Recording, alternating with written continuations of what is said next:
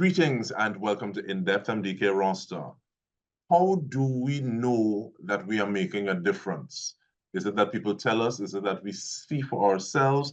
Well, we are going to be speaking with the person behind Queen Esther's Ministries of Trinidad and Tobago, who is a registered non-profit organization who leverages the goodwill and intention of others to make sure that the vulnerable and marginalized in society can be taken care of. Her name is Esther Ramkissoon. She joins us now.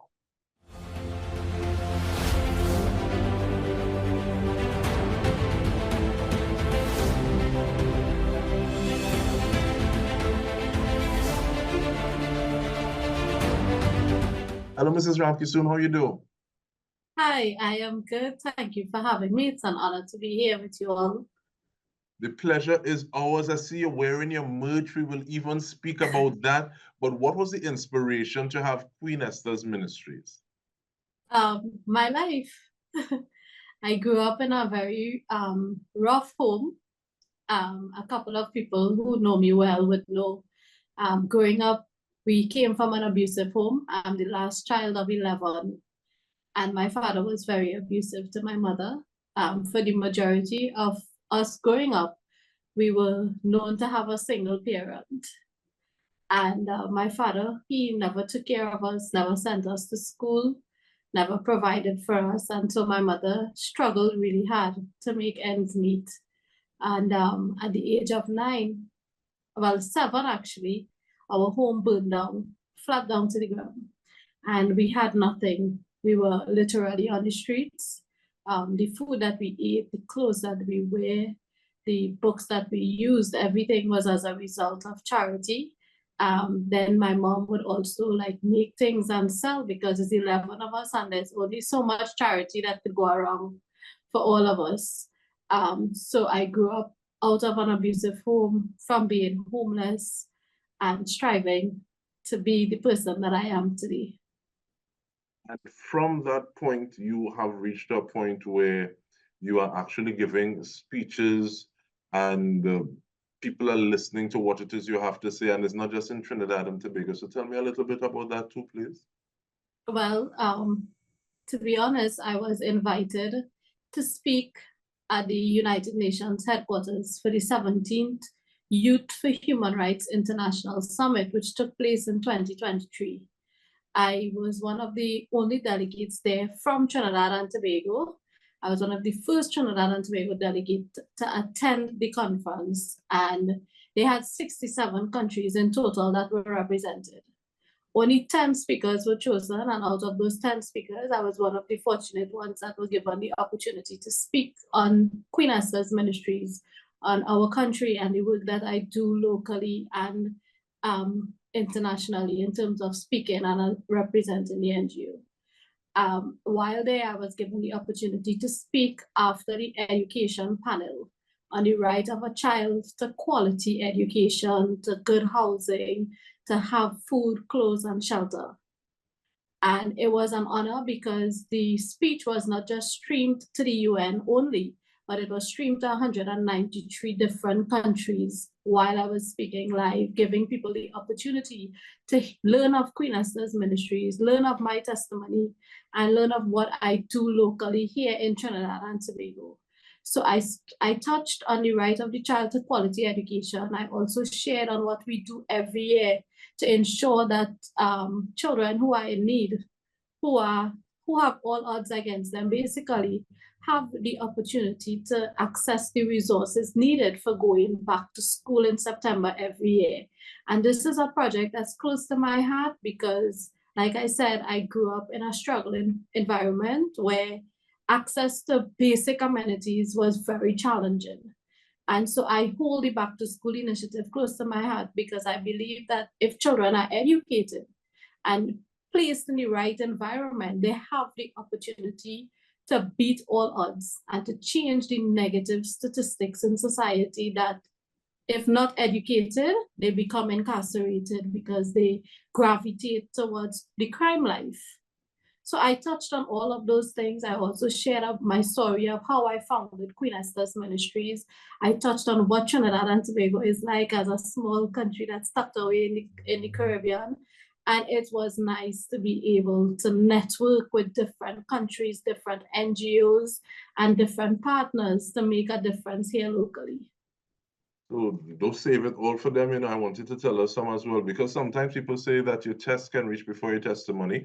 And it's one thing to say, okay, well, yes, mommy made and sold, charity was there, but how do you start to turn this and say, okay, well, as opposed to just, I am trying to do for myself, I'm trying to be better than I was with my siblings. How do you start to look back and say, okay, well, now I'm in a position, or even if you may not be in the position that other people may say, well, you had to reach these things before you can start to help others. How did you form Queen Esther's Ministry? Because it's one thing to say this is a good idea, it's another thing to actually do. Yes, it was a journey. So the growing up wasn't the only challenge I had in terms of lacking food, clothes, shelter. Being a young adult was another challenge. When I wanted to go back to school, that was a challenge. I started working at the age of 15. I had dropped out of school because of finances and other reasons, and I started working at the age of 15. So eventually, I went back to evening classes where I obtained all my CXC passes, 2 subjects at a time. So I had a desire to fight because I wanted better for myself as well. And I knew that the only way better could come is if I educate and push myself forward. I didn't have much support. I had very little support to do it, but I fought really, really hard, and it was not easy. And when I sent myself back to school, I got a job. And then from one job, I got a better job. And so I sent myself to do accounting. And then from accounting, I did a diploma in theology. And life started to become positive for me. But it didn't just happen overnight. It took years of work and commitment and trials and dedication. And from there, I said, I looked at other NGOs locally here in Trinidad. And I would always see they would give hampers and they would give things. And I'd be like, how this hamper is supposed to last a family who in need more than a week? Because it's so small, it usually has 1 5-pound flour, sometimes even a 2-pound flour. And you're a family struggling with 3 or 4 children, much less 11, some people. I hope not in this day and age. But that hamper is so small, it's not going to be sufficient to last very long. And there are some people who actually want better, but all the odds are against them and they need some kind of support. Then I look at the back to school packages that some people give out, and it doesn't have all the stationery items that a child would need. So you find they go to school with that they got from someone, and they're still short by, say, 3 notebooks or 4 notebooks to cover the 9 or the 12 subjects that they're doing. And I purpose in my heart that one day God is going to bless me and I'm going to do so much bigger and so much better. When we just started Queen Esther's Ministries, it was just a thought in my heart. And I mean, my name is Esther. I like to make it clear to everybody, the NGO is not named after me. I'm a believer. The NGO is a faith-based organization, and I based it off of the book of Esther in the Bible, because she interceded for her people. And when she did that and she was blessed, then she was able to help the people. So I'm literally reaching out to partners, reaching out to sponsors who will want to partner with me. And then I'm able to help people out there. So the story is similar. And to put all the resources together, we do a hamper that's valued at least 500 TT with all the essential items. So the back to school drive isn't just a book bag with stationeries. It's also a hamper of groceries for the family, as well as a meal for every child on the day. And when I started doing it, I started just 10 families only, because we had just started. We couldn't afford much. So it was 10 families, and I went with this vision that I had, that I knew I'm going to help people make a difference. And a year later, we were able to do 100.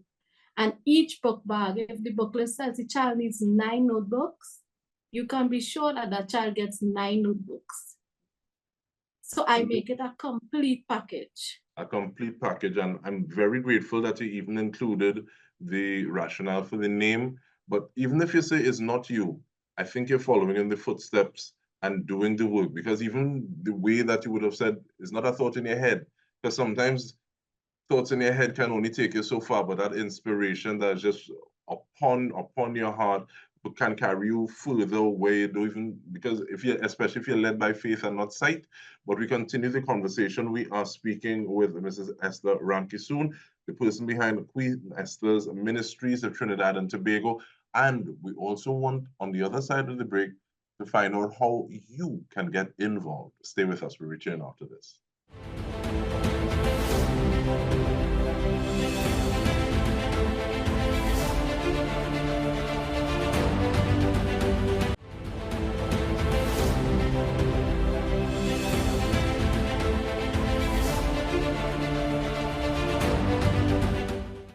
Welcome back. We are speaking about the work of Queen Esther's Ministries, Trinidad and Tobago. And to do that, we are speaking with the person behind who's following in the footsteps of Queen Esther, Esther Ramkissoon.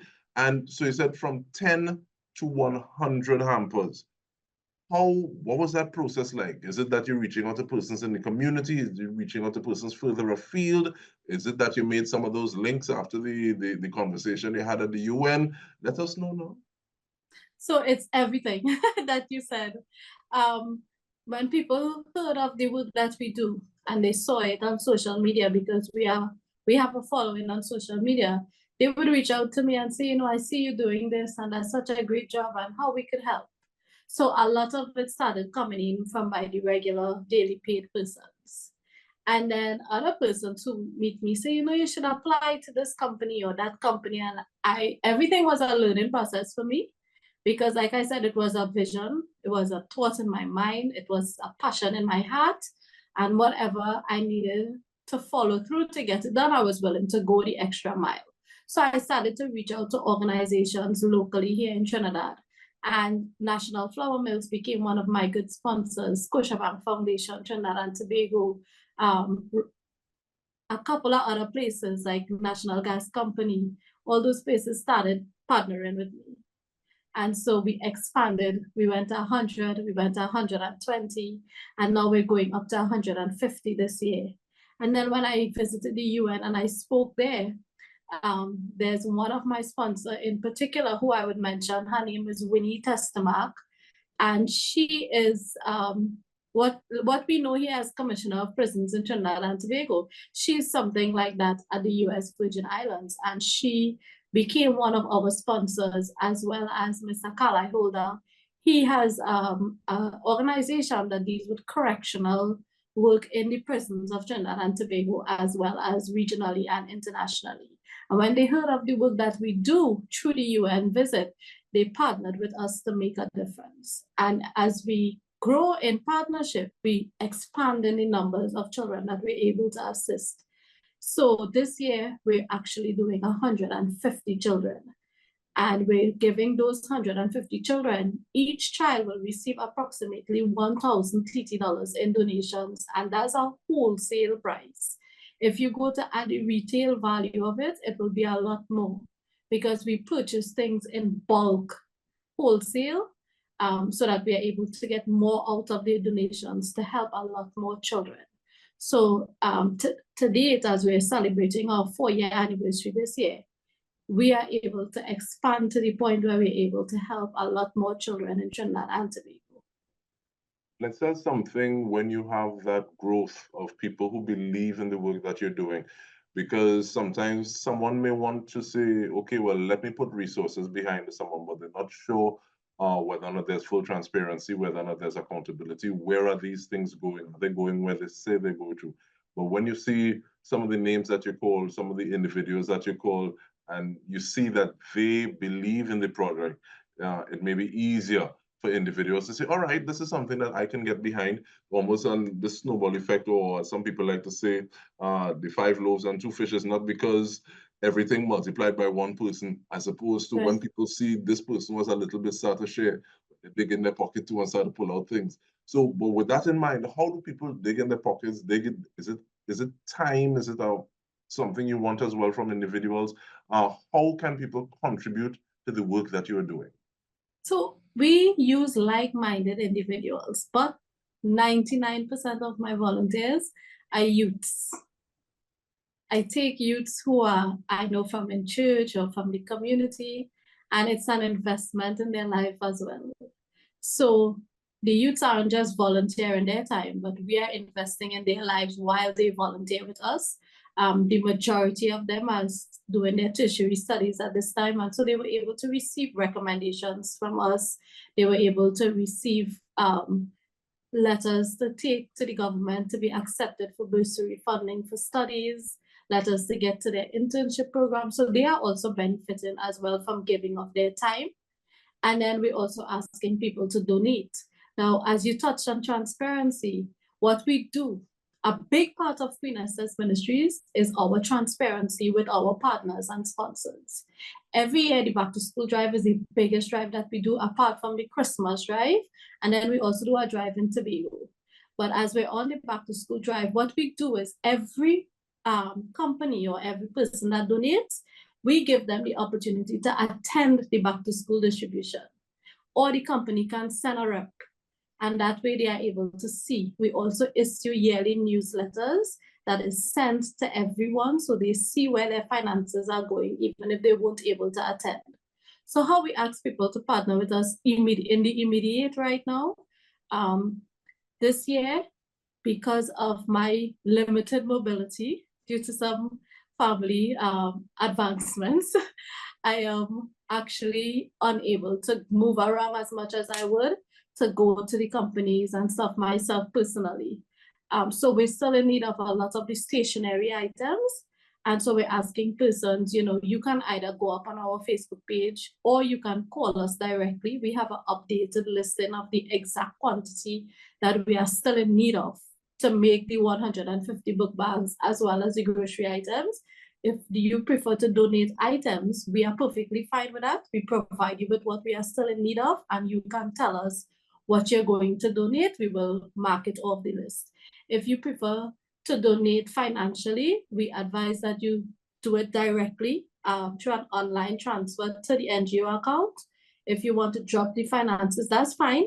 But for the sake of you being comfortable, we advise you to go through the NGO's bank account. And as of recently, we are building relationships internationally, we launched an account with WePay where international sponsors can just go up on our website or even receive the link through the Facebook page. Click on it, it will take you directly to our WePay account. You fill in how much you want to donate, and it's as simple as that. It will go directly to the bank account for our NGO. And some people prefer that because there isn't, okay, well, some of it's settled during packaging, this in terms of like sending it directly to the account. We have about 30 seconds more. Is there anything you want to say in this closing time frame? And also, if people are asking, because people like merch sometimes too. So some of those tops, because there's a hoodie as well. If they're available, let us know about that as well, please. So we're asking persons to please reach out to us and donate. To all of our sponsors and our volunteers, we really want to thank you for your hard work and dedication. All of our information is provided on our social media pages. You can reach out to us. Our hoodie is the first of its kind, and we are actually branching out to selling them to raising funds for the NGO. We are working out the prices. We have hoodies, we have t-shirts, and we have shirts as well. So if you're interested, you simply reach out to us, tell us your size, and place your orders, and all the profit from it goes towards initiatives that are upcoming with Queen Esther's Ministries. Feel like I had to beg you for that last one, but thank you so much. One, thank you for the information.